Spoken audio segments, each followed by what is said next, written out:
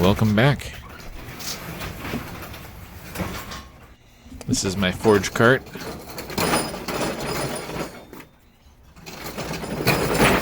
This is before I had a carport to cover it, though. So the idea was I could just roll it in and out, because I can't leave it in the rain, of course. Alright, so I've started on these tongs. These are a Bent Knee Tongs. And I'm at the point where I'm going to rivet. I'm still kind of drifting the hole the final way. But I need to rivet this little piece in. The piece I have is too long, so I was just measuring, eyeball measuring, what I needed to cut off.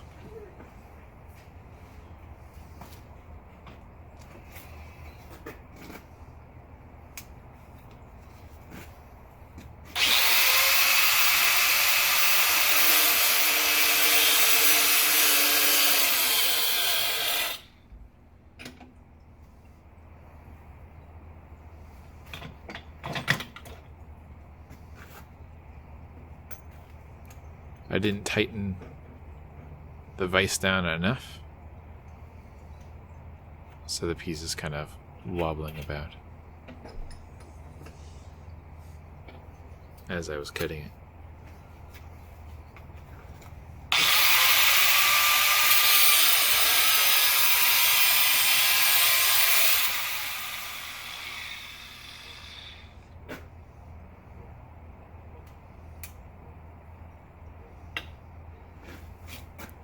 You can see it's not in there very well.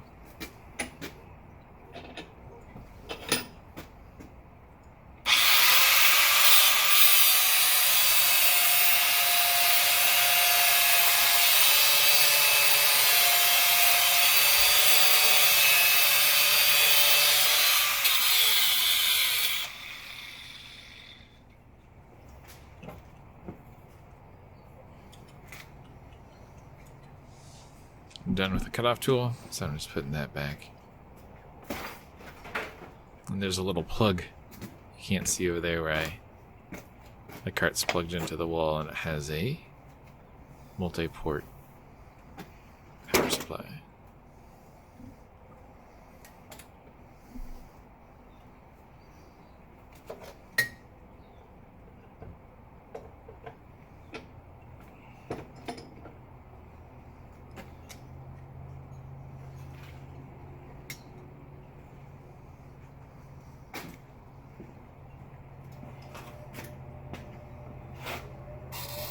Just going to grind down the rough edge, and it went flying there.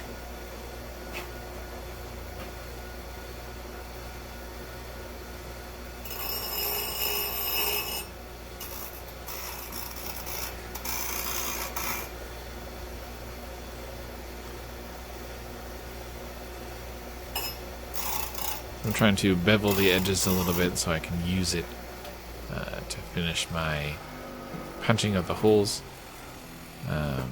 in the tongs.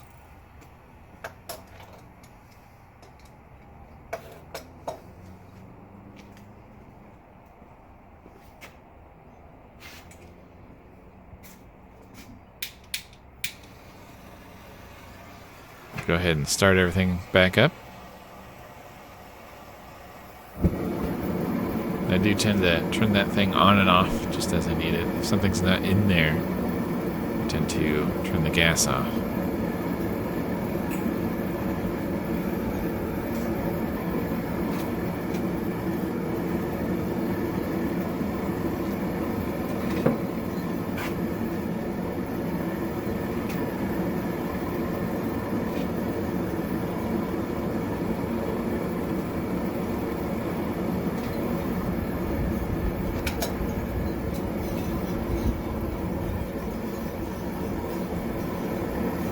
I'm taking that rivet, or future rivet, and clamping up the vice grips, just so I have a good hold on it, and I can use that as a punch.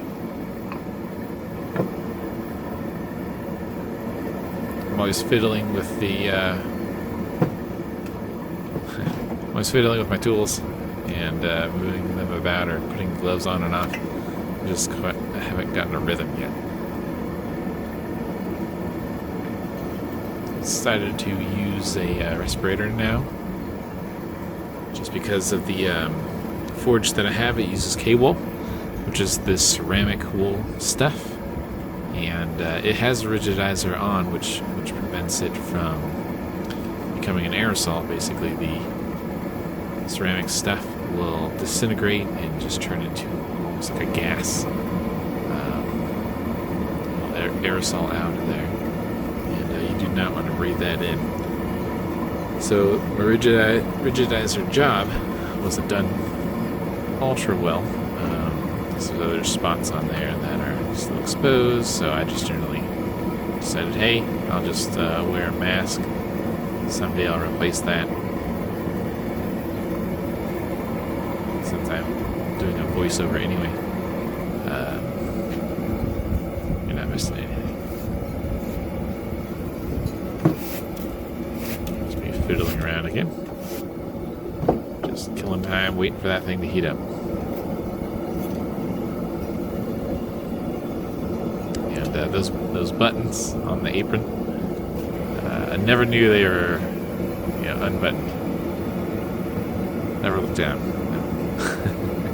Eventually I'll get some leather thread. Actually, I have some. And I'll sew that up.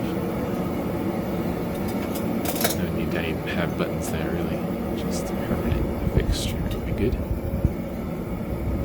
I'm just planning my attack. My plan is to kind of use those hardy hole or that other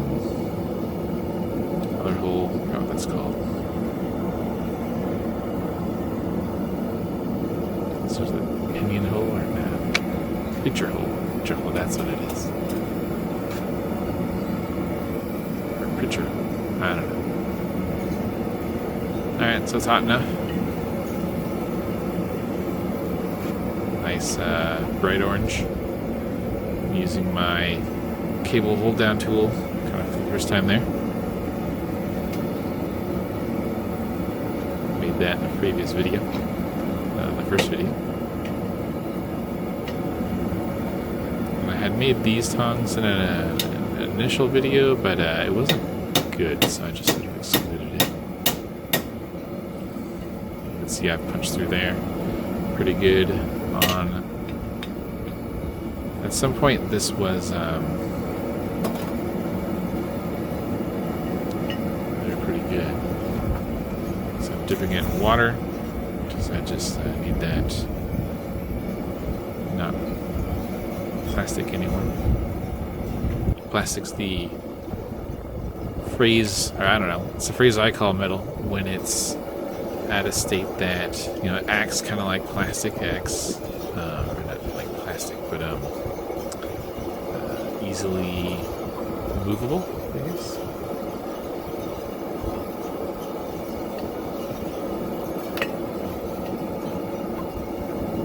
And this one I'm going to have all kinds of problems on it.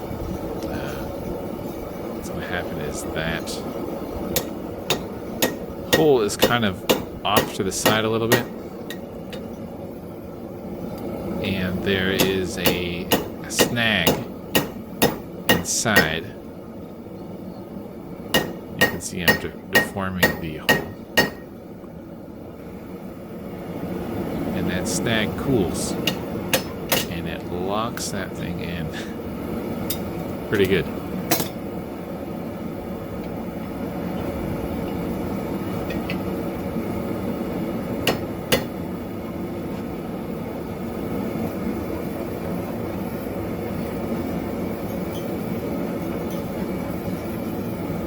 I'm trying to use a punch that's smaller. Punch that out. See, there's a bend in the rod, and I'm holding down a part that is propping the other half up, which isn't doing me any favors.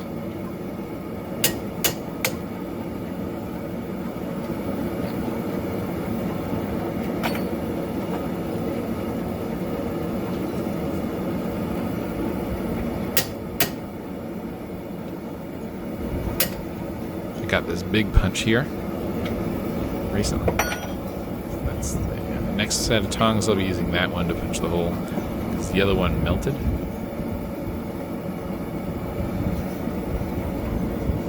So what's happened is the metal has contracted since it's cool. So I'm just going to heat the whole thing up so it expands. My plan is that I'll just finish punching the hole, even though it'll kind of deform the rivet. But and then once I punch through, I'll just punch it back out, and then I should have one way for it to go in.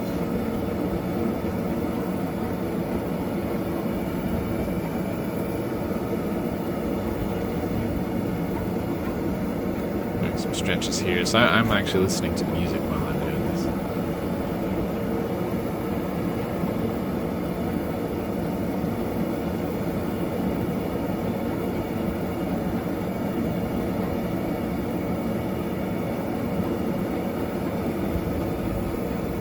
Hence the dance.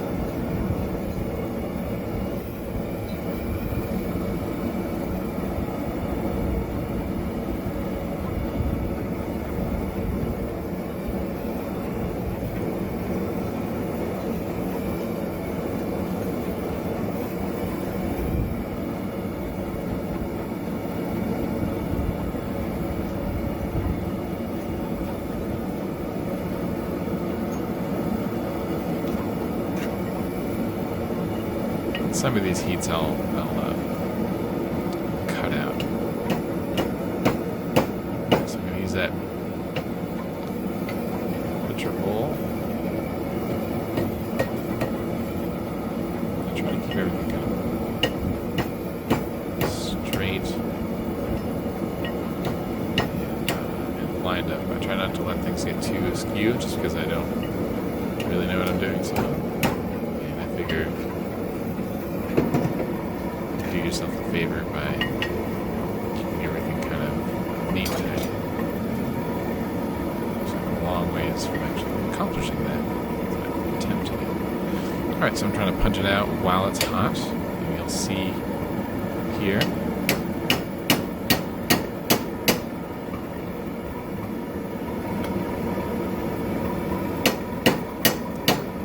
Successful, but it like flew away. There'll be a hard cut here as there's no point of having you watch me look on the ground for 20 minutes. I'll try to search around with the magnet. That doesn't work. And it is, as you can see, alright, here's the cut. You can see the sun has shifted a little bit. So I found it and I put it back in. The forge, I turned the forge back on. Like I had turned it off. 20 some odd minutes had gone by. All this and that. Anyway, so what I'm doing now is mocking up the tongs. Obviously these tongs aren't looking so great, but it's the, I guess, second pair of tongs. So hopefully be the first pair that I make successfully. The other pair you can see just below the forge, behind those steel things. I don't know what they're called. Anyway, the straps, steel straps. And it broke, but it's still sort of in one piece. Like it's not really functional. It's made out of rebar. This is made out of mild steel. 836 or something like that. Very mild steel. I don't even know if it's really magnetic, honestly. I mean, the carbon content's very low on this. That's what I meant to say. I'm just trying to see how I'm going to do it.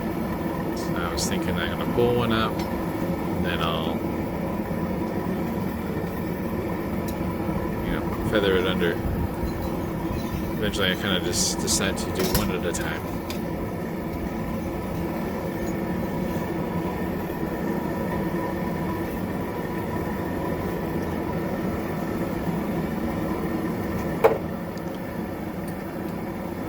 pulling that hammer out because it has a ball peen. That'll be what allows me to round the rivet.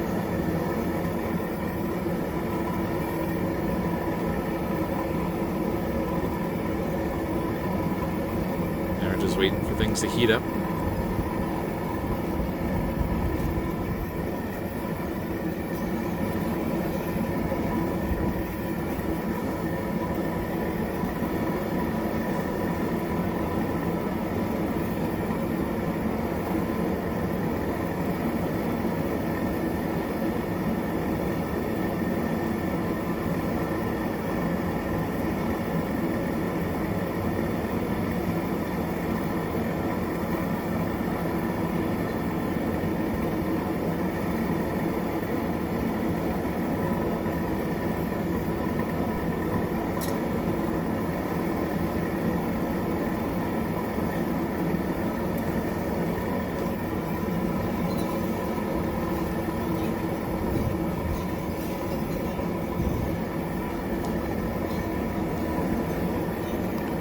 I have yet to find a tripod for the camera, so you see it blowing in the wind there.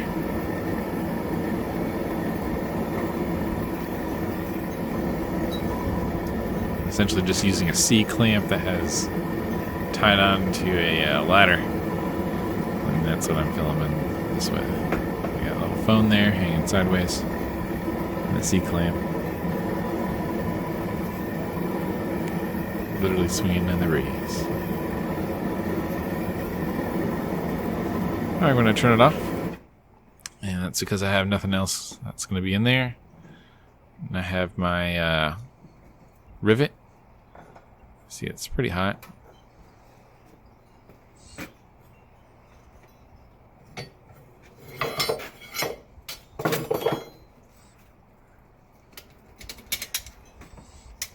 I'm a little bit surprised it didn't go right in. But happy about that.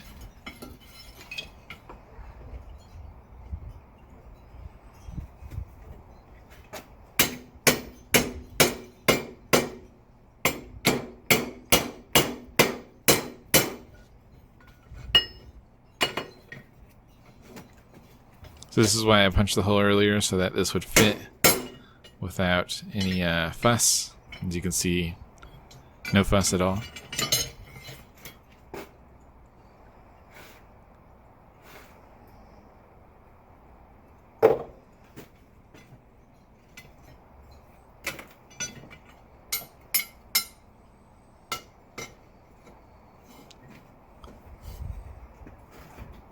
Now the steel's kind of cold, and I have deformed it. You can kind of catch a little glimpse of that, but I'm going to go ahead and give this the old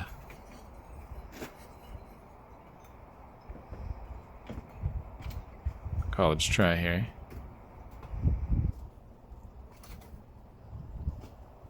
What does that phrase even mean?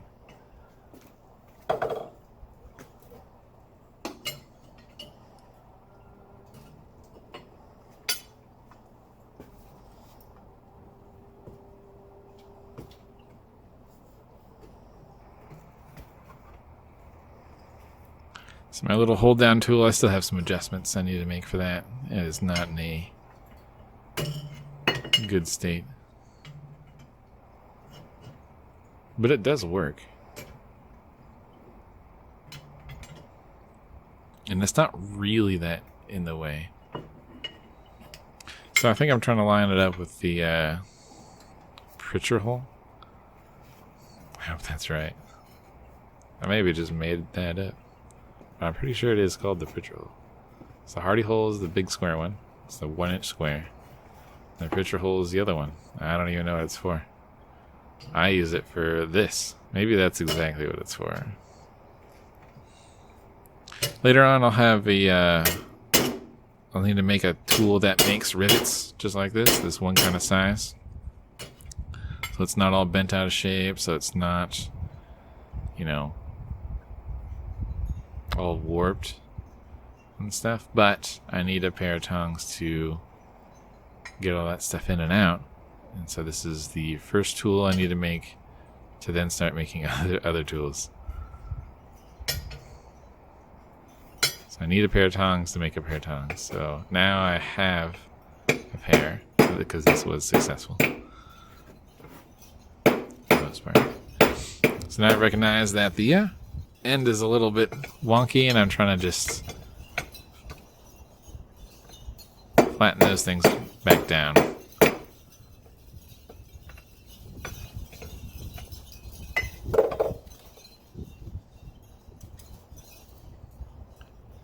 That vise has a little striking platform, as you can see, and I'm using a vise grip to roll the rivet and inspect it and see if there's any rises, and it's kind of more or less cylindrical, or a cylinder, roundish.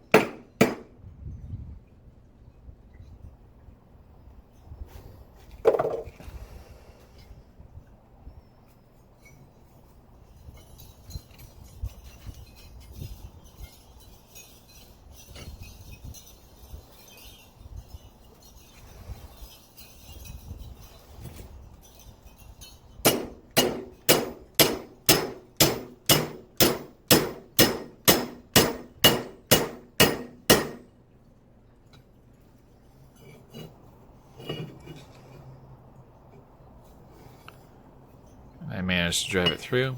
Again, the rivet's all messed up. It is like a little banana shaped thing now, as you can see. And it won't go any further down. So what I'm deciding to do is I'll just heat the whole thing up, pound it all together, and then complete the rivet and sort of dress it up after that. So that's my plan at this point.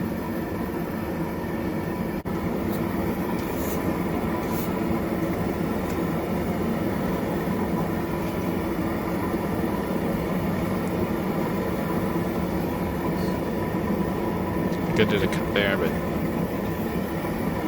just to get rid of the waiting for it to heat up part.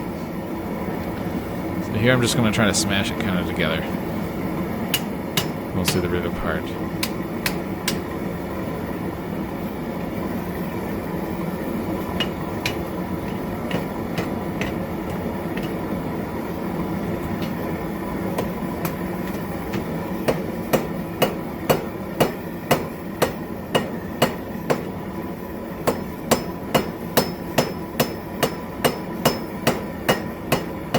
So I'm using the ball peen part, and that's to round out the outside. As you can see, it's kind of ballooned out like a mushroom.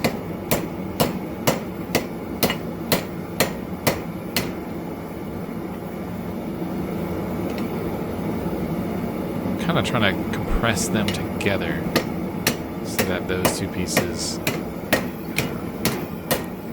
more or less connect, but they don't. That center bit is actually mushrooming out too, and so they have kind of this. They're locked in, but there's this little gap there.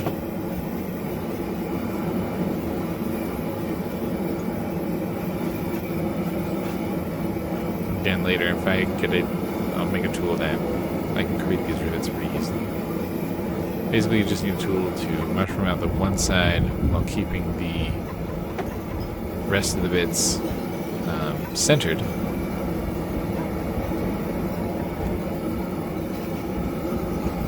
Alright, now I'm going to sort of straighten this up. You can see that obviously that's not going to work. as a tong, so I'm bringing the bent knee parts together.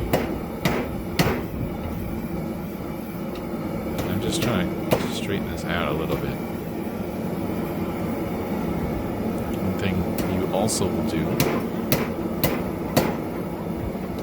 is get a piece of the stock that you'll be using for this thing to be holding, and make grooves in that knee. You'll see that later.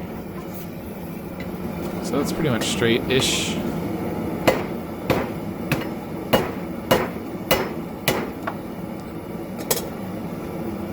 I'm just trying to smash it together.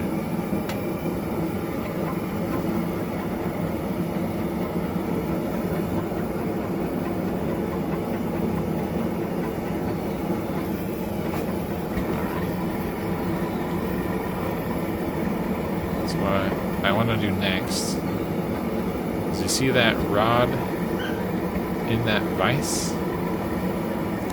So I want to take the reins and which are the handle bits, and bend them around that rod so that they have kind of a sort of a scissors-like operation. Because right now they're just two sticks coming out of a rivet. Now, normally you're supposed to bend all that stuff ahead of time, but I just didn't, because I just don't know what I'm doing, essentially.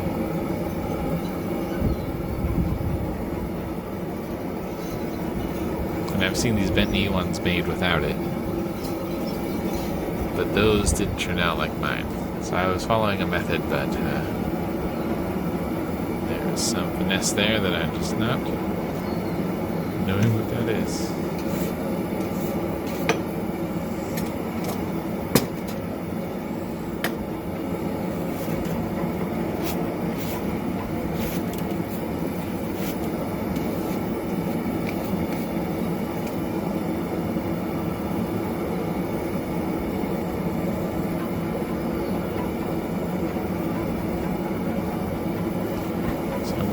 Dip the rivet part and below in just some water, kind of cool it, so I'm just bending the reins and not everything else together.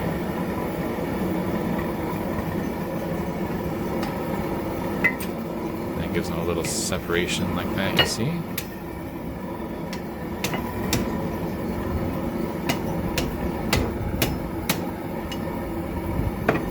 Gives that scissors-like operation.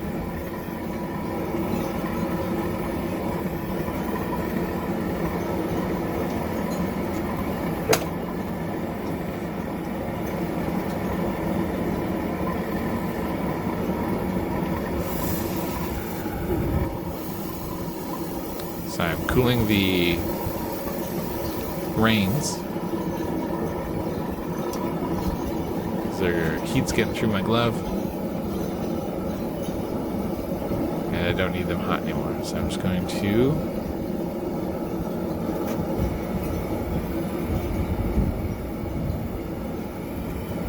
heat up the knee side and pound that together so that when the tool is closed, that those things are fully locked down. You can see there was a gap when I was bending the reins, so I just need to true some stuff up.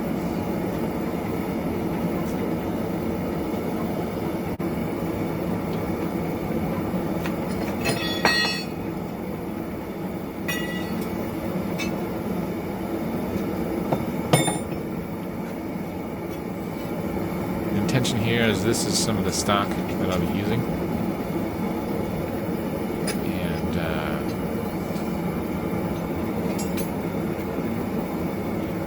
I essentially think I kind of spaced out at this point.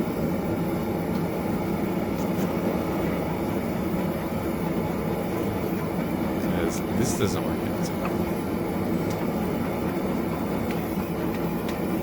I mean, this part does. So that was all I intended to do, really.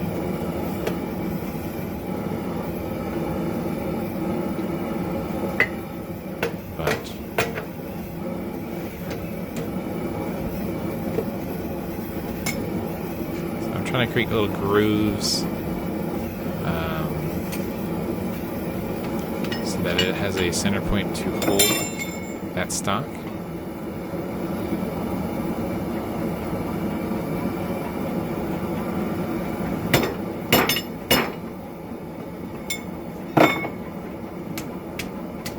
A little bit successful. Not really. I can't give up on that. I'm just trying to make these things tight when they're closed, so that they open and close. They're kind of squared up and not too weird looking, too askew. There's clearly one piece that's longer than the other, which you can cut off, or I can just leave it. I will flesh those up.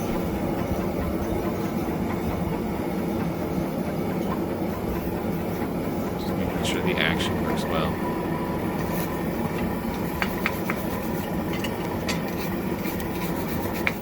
Cleaning the scale off gently. Usually you use like a wire wheel attachment over there on that orange whatever that thing's called. So I think I will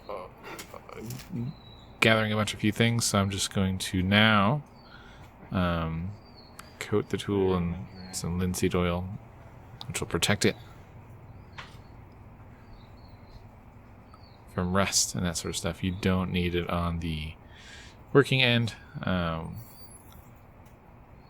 And I like to do this, well, this is the first time doing it, but the idea is that if you do it kind of warm, that it'll sort of dry. Kind of like how you season a cast iron skillet, where you do it while it's hot. That's my thought here. But I run into a little problem. It's too hot. Still too hot. Got my water bucket over there. That whistling sound you hear is my dog complaining to the neighbor dog. So I figure I'll just grease up kind of the upper portions. And eventually I'll cut the reins down to about where that line is. I'm literally just trying to dump it in there and cool it down. So this is sometime later while it's cool. I checked it again if it would catch fire. And I go ahead and finish this off. And this is pretty much it. If you enjoyed the video, go ahead and give me a like. Subscribe, I guess, if you want more content like this.